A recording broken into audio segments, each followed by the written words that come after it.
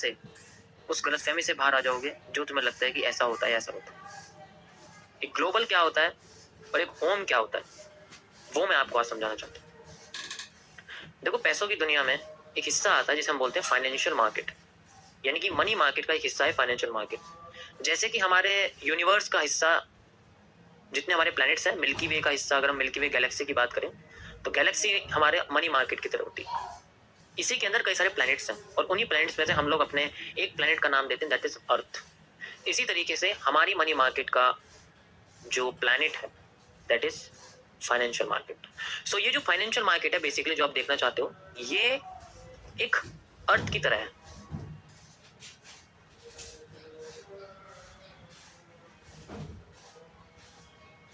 It is like a earth. Money market Galaxy का ये एक पार्ट है। अब जैसे हमारी अर्थ के अंदर बेसिकली क्या है, कॉन्टिनेंट्स हैं, Asia, Africa, America, Europe, Australia, ऐसे कई सारे हमारे यहाँ कॉन्टिनेंट्स हैं। इसी तरीके से हमारी फाइनेंशियल मार्केट के अंदर भी कॉन्टिनेंट्स हैं। कौन से? Stocks, crypto, forex, commodity, government bonds, ETFs. तो सारे के सारे हमारे कॉन्टिनेंट्स हैं फाइनेंशियल मार्केट के। अब अर्थ में जो कॉन्टिनेंट्स हैं, इनमें सबसे बड़ा कॉन्टिनेंट कौन सा है? एशिया। इसी तरीके से हमारी फाइनेंशियल मार्केट का जो कॉन्टिनेंट है वो सबसे बड़ा है फॉरेक्स। क्यों? क्योंकि इसका जो ट्रेडिंग वॉल्यूम है वो सबसे ज्यादा है, यानी कि सबसे ज्यादा फ्लोटेशन पैसे का इसके अंदर होता है, ट्रेडिंग वॉल्यूम इसके सबसे ज्यादा। अब बात आती है कि ये जो फॉरेक्स है ये भी एक कॉन्टिनेंट की तरह काम करता है। अब हमारे अर्थ पे जो कॉन्टिनेंट है, जैसे कि एशिया है, अफ्रीका है, ठीक है, अमेरिका है, इन सब के अंदर कंट्रीज हैं। जैसे हमारी एशिया के अंदर कंट्री हो गई रशिया सबसे बड़ी, इंडिया, ओके। इसी तरीके से चाइना, जापान, जितनी भी ये सारी की सारी चीजें ये सारे एशिया के अंदर आती। इसी तरीके से इन हमारी फाइनेंशियल मार्केट के जो कॉन्टिनेंट्स हैं, स्टॉक, क्रिप्टो, फॉरेक्स, कमोडिटी, इनके अंदर भी कंट्रीज आती। जैसे किसी स्टॉक के कंपनी का एक हिस्सा, जैसे निफ्टी 50, इसके अंदर क्या है, 50 कंपनियां। जैसे किसी और देश का, जैसे एनवीडिया, एप्पल, ये सारी की सारी क्या है, कंट्रीज आप मान सकते हो उनको। अब उसकी बात आती है क्रिप्टो। क्रिप्टो जो हमारी कंट्री है, कॉन्टिनेंट है, इसके अंदर कौन कौन से हैं? जैसे कि क्रिप्टो की spot market, like BTC USD, like ETH, Ethereum USD, bitcoin USD, ऐसी कई सारी, ये सारी की सारी क्या है, कंट्रीज है। इसी तरीके से क्रिप्टो की दूसरी country, non fungible token market, NFT market, ऐसे ही कई सारी। इसी तरीके से फॉरेक्स के अंदर कंट्री, यूरो यूएसडी, जीबीपी, जीपीवाई। इसी तरीके से फॉरेक्स के प्रॉफिट्स। कमोडिटी की कंट्रीज कौन कौन सी होती हैं? Gold, silver, platinum, copper, crude oil, US oil, ये जितने भी क्या है ये कंट्रीज। ऐसी गवर्नमेंट बॉन्ड्स की होती, हर देश के गवर्नमेंट बॉन्ड्स की अलग होती, उनके अपने अलग बॉन्ड्स होते हैं। वो पब्लिक में बिकने के लिए नहीं आते, आगे फ्यूचर में अगर आते हैं तो वो अलग बात है, लेकिन आप समझ सकते हो कि इनके अंदर भी ऐसे हिस्से होते हैं, ट्रेडेबल होते हैं, लेकिन उन्हें कोई रिटेलर नहीं खरीद सकता, ऐसे ईटीएफ्स होते हैं। तो ये एक कंट्री होगी। अब हमारे अर्थ के जो कॉन्टिनेंट्स हैं और इसी कॉन्टिनेंट्स के अंदर जो कंट्रीज हैं, इंडिया, रशिया, अमेरिका, इन सब के अंदर एक लैंग्वेज बोली जाती है। और वो जो लैंग्वेज है वो बेसिकली होती है, जैसे अमेरिका में इंग्लिश बोलते हैं, ठीक है, इंडिया में हिंदी बोलते हैं, रशिया में रशियन बोलते हैं। इसी तरीके से हमारी फाइनेंशियल मार्केट के अंदर भी एक लैंग्वेज बोली जाती है, और ये एक नहीं होती, ये कई सारी होती है। And the languages are line, bars, candles, step line, volume footprint, heikin ashi, renko, kagi, वगैरह वगैरह बहुत सारी होती है। चलो ठीक है, लैंग्वेज तो बोली जाती है, हर कंट्री में अपनी अलग लैंग्वेज बोली जाती है, लेकिन ऐसी कौन सी लैंग्वेज है जो दुनिया की सारी कंट्रीज में एक जैसी वैल्यू रखती है? किसी भी कंट्री में चले जाओ, वो लैंग्वेज तो सब जगह है, इंग्लिश। इसी तरीके से फाइनेंशियल मार्केट में एक लैंग्वेज जो सारी मार्केट में, सारी कंट्रीज में काम करती है, that is candles, which is also known as candlesticks. तो ये लैंग्वेज हमारी सारी मार्केट में काम करती है, दिस इज ए लैंग्वेज। अब ये इंग्लिश की तरह है, यानी कि इसके अंदर अल्फाबेट्स भी हैं। इंग्लिश में अल्फाबेट्स कैसे कैसे होते हैं, जैसे ए बी सी डी, इसी तरीके से इसके अंदर भी अल्फाबेट्स होते हैं।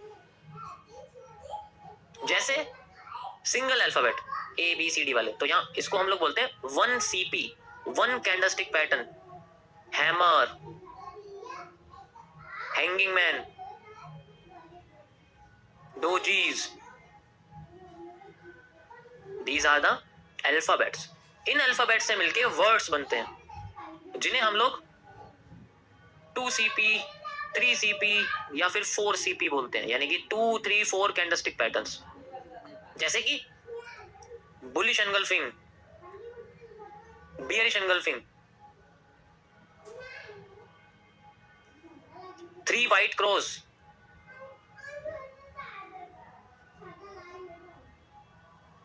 या 3 वाइट सोल्जर्स कह सकते हो, 3 वाइट क्रॉस करो, कोई दिक्कत नहीं है, तो 3 ही, ठीक है।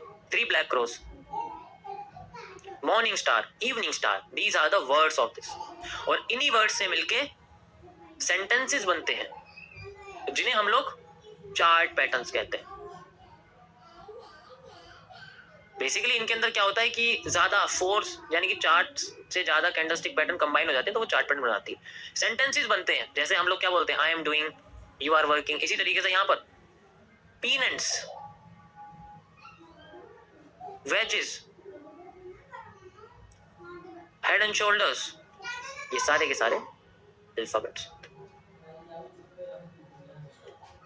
अब हमें पता तो लग गया ये एक लैंग्वेज है, कि कैंडलस्टिक एक लैंग्वेज है, ये कोई अलग सी कोई दुनिया नहीं है, हमें इसे समझना पड़ेगा लैंग्वेज के समय।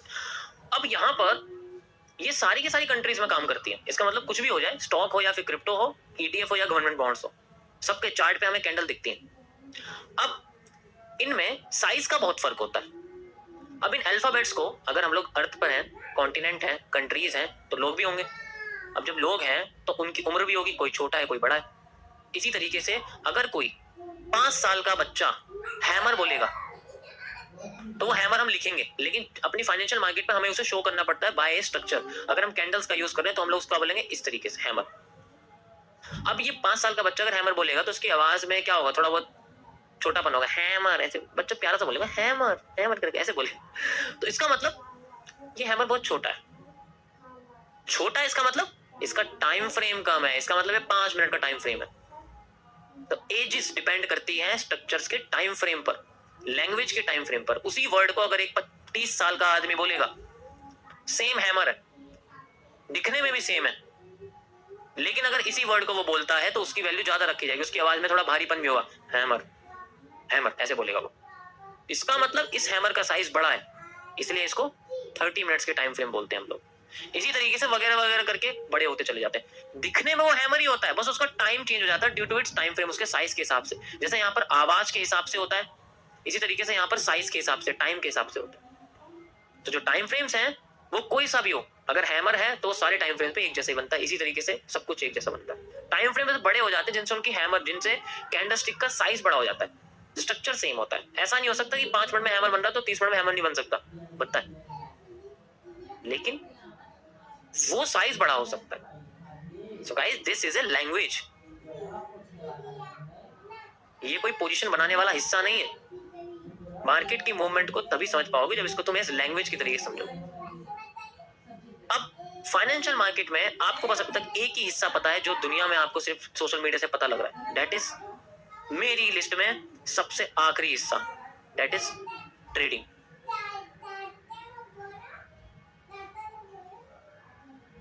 ट्रेडिंग को करवाया जाता है सोशल मीडिया पे, ट्रेडिंग को करवाया जाता है, करने वाला तुम्हें कोई नहीं मिलेगा। हाँ, प्रॉफिट में स्प्लिट करने वाले सब दिख जाएंगे। फोन लिया, ऊपर से स्क्रॉल करके दिखा दिया प्रॉफिट, हम तो प्रॉफिट कर रहे हैं, हम तो ट्रेडिंग कर रहे हैं, तो बताते हैं। दुनिया के सबसे बड़े गधे होते हैं जो ऐसे करके स्क्रॉल करके दिखाते हैं ना, प्रॉफिट करके दिखा रहे हैं। किसको क्या पता वो अकाउंट रियल है या नहीं है, किसको क्या पता वो पैसा ट्रेडिंग से ही बनाया है, या फिर वो एक ही ट्रेड है जो जिंदगी में उनकी प्रॉफिट करती है और उसी को बार बार स्क्रॉल करते रहते हैं। तो फाइनेंशियल मार्केट में पार्ट ट्रेडिंग जो सिर्फ एक जुए की तरह यूज करते हैं लोग, इसकी नॉलेज लेना इतना आसान नहीं है, इसे करने के लिए इंसान को लैंग्वेज समझनी पड़ती है। तो सबसे आखिरी चीज है, इस चीज में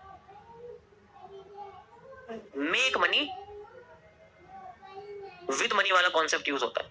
अगर पैसा है तो बनेगा, अगर पैसा नहीं है तो सोशल मीडिया से बनेगा, दूसरों का पागल बना बना के बनेगा कि मैं ट्रेडिंग करता हूँ, तुम्हें भी सिखा देता हूँ, मेरा ये खरीद लो, मेरा वो खरीद लो, ऐसे कर करके पैसा बनेगा। मैं ट्रेडर नहीं हूँ, I am a chart analyst, जो कि मेरी फाइनेंशियल मार्केट में दूसरी पोजीशन पर आता है, एक एनालिस्ट। एंड ये वो लोग होते हैं जिन्हें मार्केट का A to Z पता होता है। They only used to analyze the market, not to take buy or sell. They do not trade in market. ये ट्रेड नहीं करते हैं। They only give analysis and sell them to big institutionals या फिर individual इकलौते investors को ये लोग बाय पर्सनली करते हैं। इन्वेस्टर जो भी होते हैं उनको अपने एनालिसिस सेल करते हैं और वहां से अच्छा खासा पैसा बनाते हैं। ये उनको बाय सेल नहीं देते, ये बस एक स्ट्रक्चर क्रिएट करके देते हैं market. And I am analyst, मेरा ये काम है।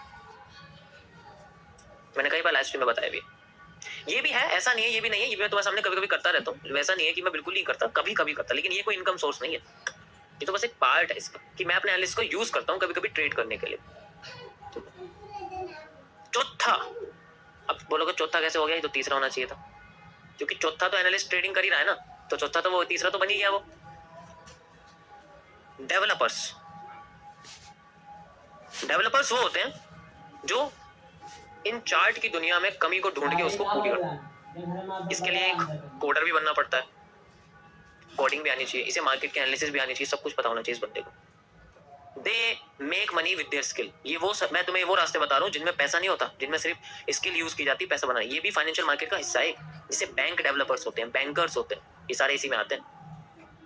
नेक्स्ट, ब्रोकर्स, ये भी दूसरों का पैसा लगाते हैं। ब्रोकर जैसे कि जीरोधा, धन, ये तो क्रिप्टो ब्रोकर हो गए, ऐसी फॉरेक्स ब्रोकर हो गए, एक्सएनएस हो गया, ओपएफएक्स जो बने पड़े हैं इतने सारे, ये सारे फॉरेक्स ब्रोकर। ये कभी ट्रेड नहीं करते, ये दूसरों का पैसा यूज करते हैं और दूसरों से ट्रेड करवाते हैं, बीच का कमीशन खाते हैं। तो इनका सारा हिस्सा कमीशन से आता है, तगड़ा वाला कमीशन इन्हें मिलता है और उससे इनका धंधा चलता है। ये कभी ट्रेड नहीं करते, ये फावड़ा की तरह काम करते हैं। नेक्स्ट, कंसल्टेंसी फर्म्स, ये ट्रेड करते हैं, लेकिन ये ट्रेड करते तो है, लेकिन ये पैसा अपना यूज नहीं करते, ये पैसा यूज करते हैं इन्वेस्टर्स का। उन्हें अपनी बैलेंस शीट दिखा के, उन्हें अपनी हिस्ट्री दिखा के, और एनालिसिस लेते हैं एनालिस्ट से। बाय सेल नहीं लेते उनसे, उनसे स्ट्रक्चर लेते हैं, सिर्फ स्ट्रक्चर बाय करते हैं, वो उन्हें पैसा देते हैं, प्रॉफिट होने के बाद इन्वेस्टर को जाता है और अपना इनका मार्जिन निकलता है। This is the. अब अगर broker, consultancy firm, developer, analyst या फिर ट्रेडिंग में से कोई भी बंदा घपलेबाजी करता है, तो उसके लिए एक और अपॉर्चुनिटी है, डेट इज क्राइम इन्वेस्टिगेशन। ये थोड़ा सा गवर्नमेंट से रिलेटेड है, लेकिन इसमें भी स्कोप है, इसमें भी स्कोप है। कैसे? जैसे कि सेबी, ये स्टॉक से रिलेटेड देखती है, जैसे कि आरबीआई, ये बैंक और फॉरेक्स से रिलेटेड देखती है, इसका जो क्राइम ब्रांच है वो वाला हिस्सा। तो इन्हें भी नॉलेज लेनी पड़ती है मार्केट की। ये तभी आ पाएगा जब तुम्हें मार्केट की पूरी नॉलेज होगी, तब जाके इसमें से किसी एक को चूज करोगे। लेकिन तुम्हें सोशल मीडिया से सिर्फ इस हिस्से को छोड़ के बाकी का सारा हिस्सा दुबकाया जा रहा है कि किसी को पता ही नहीं है ना इसके बारे में। सीखेंगे वो जो सामने से दिखेगा, और वही तो बिकता है जो दिखता है। तो गाइस, ये है फाइनेंशियल मार्केट का जंगल। एंड आई होप आपको ये सब चीजें समझ में आई होंगी, किस तरीके से आपको मैं आने वाले टाइम में आपको समझाने की कोशिश करूंगा कि एक लैंग्वेज है और आपके इसके अल्फाबेट्स यानी कि कैंडल्स अगर आप चूज कर रहे हो, वो आपके बेस्ट होने चाहिए। मैं बेसिक से एडवांस कैंडलस्टिक कोर्स में कैंडल्स के बारे में मैक्सिमम नॉलेज आपको दे चुका हूं। अब मैं आपको इसके एडवांस नॉलेज के बारे में बताऊं, यानी कि मैं अपने बनाए हुए कैंडलस्टिक पैटर्न के बारे में इसमें बताऊंगा कि किस तरीके से वो चीज आपको काम करके दिखे। सो गाइस, इसमें सबसे पहला जो स्ट्रक्चर है, मैं उसको एक्सप्लेन करने से पहले आपको बताऊंगा कि हम लोग क्या पढ़ने जा रहे हैं। We are studying MMC's first part, that is CCPs. MMC stands for Mirror Market Concept. Already आपको पता ही है, मैं लास्ट बार इसको लिख रहा हूँ, ये मैंने ही बनाया है और आप मेरा बनाए हुए कॉन्सेप्ट देख रहे हो। And CCP stands for Complex Candlestick Patterns.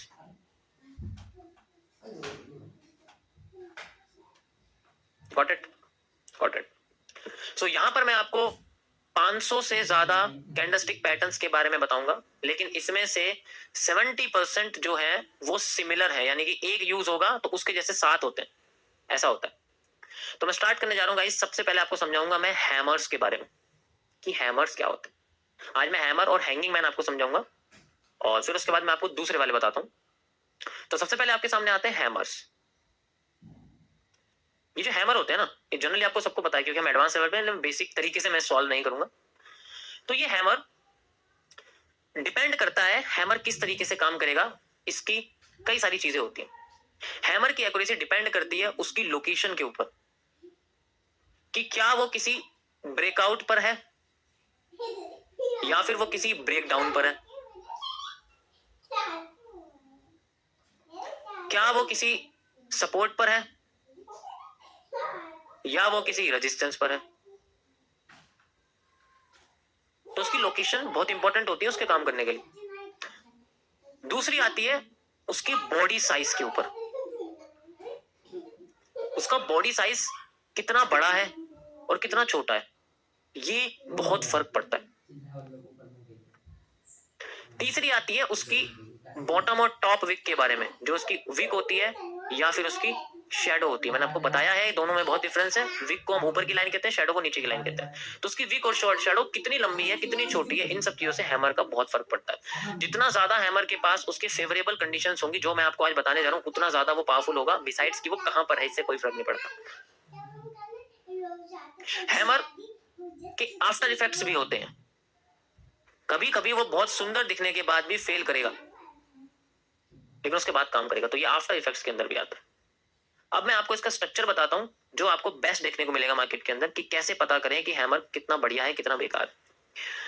तो एक हैमर की अच्छी डायरेक्शन इस तरीके से होनी चाहिए। देखो, हैमर उतना ज्यादा पावरफुल होगा, मैं एक ही स्ट्रक्चर से आपको बता देता हूं, इससे आपको आने वाले 10 हैमर के बारे में पता लग जाएगा। हैमर उतना ज्यादा पावरफुल होगा जितना लंबी उसकी ऊपर की विक होगी, जितनी छोटी उसकी बॉडी होगी।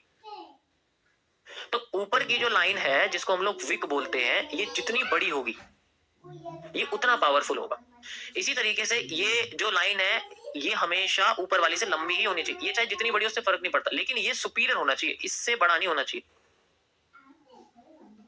ये सबसे बड़ा होना चाहिए। ये बेशक जितनी बड़ी हो जाए लेकिन ये हमेशा इससे छोटी होनी चाहिए, और इसकी बॉडी जितनी छोटी होगी हैमर उतना पावरफुल होगा।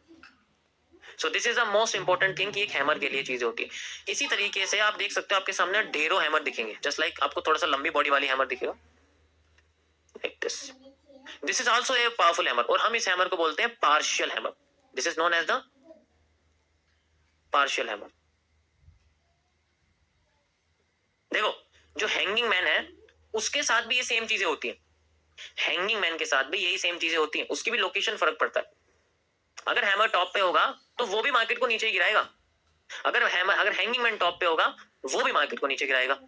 अगर हैमर बॉटम पे होगा तो भी मार्केट को ऊपर उठाएगा। अगर हैंगिंग मैन बॉटम पे होगा वो भी मार्केट को ऊपर उठाएगा। ऐसा कुछ नहीं होता कि हैंगिंग मैन टॉप पे देखना पड़ता है या बॉटम पे नहीं देखते, ऐसा कुछ नहीं होता। आप ऑब्जर्व करना शुरू करो, आपको पता लगेगा हैमर से ज्यादा बॉटम पे हैंगिंग मैन बनते हैं और मार्केट वहीं से टॉप करके भाग जाती है। तो ये पार्शियल हैमर की कंडीशन है। इसके अंदर भी हैमर उतना पावरफुल होगा जितनी लंबी इसकी ऊपर की वीक होगी। ऊपर की जो लाइन है जितनी लंबी होगी उतना पावरफुल होगा, लेकिन नीचे वाली सुपीरियर होनी चाहिए। बॉडी का मतलब ये होता है कि इसके अंदर ना होल्डिंग वॉल्यूम बहुत है। होल्डिंग वॉल्यूम का मतलब होता है कि इसके अंदर मार्केट में वॉल्यूम बहुत ज्यादा ठहरा हुआ है। ट्रेडिंग वॉल्यूम में कैंडल की विक्स बनती है, होल्डिंग वॉल्यूम में कैंडल की बॉडी मोटी होती है। ये एंश्योर करती है कि मार्केट में बहुत ज्यादा लोगों ने यहाँ पर बाइंग कर रखी है और यहाँ बहुत कम लोगों ने बाइंग कर रखी है। तो लोग प्रेफर करते हैं इसके बाद कैंडल बड़ी बनने की प्रोबेबिलिटी ज्यादा होती है, जबकि हैमर के बाद बड़ी बनने की नहीं होती, पहले छोटी फिर बड़ी बनेगी। यानी कि ये भी थोड़े टाइम बाद जाके असर दिखाता है, लेकिन ये वाली जो पार्शियल हैमर है इसका असर पहली कैंडल के बाद ही आने लग जाता है। तो इसके अंदर जो एंट्रीज होती है वो एग्जैक्ट इसकी सबकी सब ओपनिंग के क्लोजिंग पे ही होती है, ऐसा कुछ नहीं। इसी तरीके से अगर आपको हैमर ऐसा देखने को मिलता है जिसकी ऊपर की विक नहीं है तो वो हैमर नहीं है, वो बेसिकली एक पिन बार की तरह रिएक्ट कर रहा है। और ये हैमर बहुत कमजोर टाइप होते हैं। ये एक्चुअल में तभी काम करेंगे जब ये किसी मार्केट के बॉटम पर होंगे, मतलब बिल्कुल सपोर्ट पर बैठे होंगे, ये तभी काम करते हुए आपको दिखेंगे, वरना इनके फेल होने के चांसेस बहुत ज्यादा होते हैं। ये हैमर फेल करते हैं, समझ आए? So this is the hammer psychology. और आपको याद रखना है सारी की सारी चीजें इसके अंदर होनी चाहिए जो मैंने आपको बताया, ब्रेकआउट, ब्रेकडाउन, रेजिस्टेंस, सपोर्ट। कि अगर ये सपोर्ट पर है तो बहुत अच्छा काम करेगा, अगर ये रेजिस्टेंस पे है तो उल्टा कर देगा, मार्केट को नीचे गिरा भी सकता है। तो एक हैमर की पॉसिबिलिटी उसके प्रेशर्स के बेसिस पर भी होती है। वॉल्यूम फिलअप मैं ऑलरेडी समझा चुका हूँ आपको पिछले वाले कोर्स में, वहां आप जाकर दोबारा रिकैप कर सकते हो। तो जितना ज्यादा आपको वॉल्यूम फिलअप का इसके अंदर कॉन्सेप्ट समझ में आएगा उतना ज्यादा आप इसका रिवर्सल पकड़ जाओगे। तो ऊपर के वीक होना बहुत इंपॉर्टेंट होता है। इसी तरीके से हैंगिंग मैन भी आप समझ सकते हो। हैंगिंग मैन का भी सेम पैटर्न होता है, बस उसकी ओपनिंग नीचे हो जाती है, बाकी सब कुछ यही सेम उसके अंदर लागू रहेगा। उसकी भी बॉडी मोटी होगी, वो भी ज्यादा पावरफुल होगा। बॉटम में टॉप में जाने की कोशिश करेगा, बॉटम से टॉप पे जाने की कोशिश करेगा, इसी तरीके से टॉप पे है तो बॉटम में लाने की कोशिश करेगा। तो हैंगिंग मैन और हैमर का सेम कॉन्सेप्ट होता है। अब ये किसी के साथ भी बन जाए उससे कोई फर्क नहीं पड़ता। अब ये किसी के साथ भी बन जाए उससे कोई फर्क नहीं पड़ता। अब ये सप्लाई डिमांड तो सबसे पावरफुल एरिया है, क्योंकि यही इस पूरे एमएमसी की जड़ है।